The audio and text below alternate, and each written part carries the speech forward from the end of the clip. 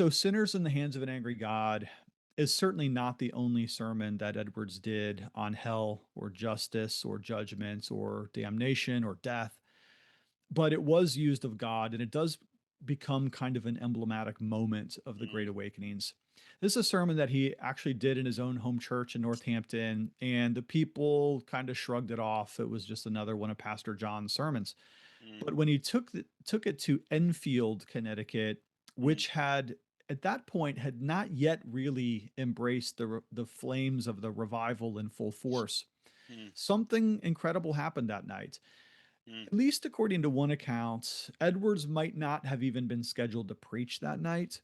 mm, But Edwards was the kind of guy that took what we might call pocket sermons with him when he was on the road. He had mhm, a series of sermons that he would re-preach from time to time. Anyways, he's called upon to preach at Enfield, and he preaches this sermon on a text from Deuteronomy: "Their foot shall mm, slide in due time." And it's such a poignant moment because the Spirit of God moves in a dynamic way. mm, People are convicted of their sin.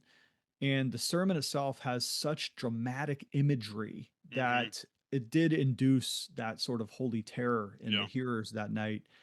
People were crying out from the mm, pews. And at one point, somebody had to stop and try to chill everybody out. He might not have finished the sermon. It's not clear whether he actually got through the whole of the sermon.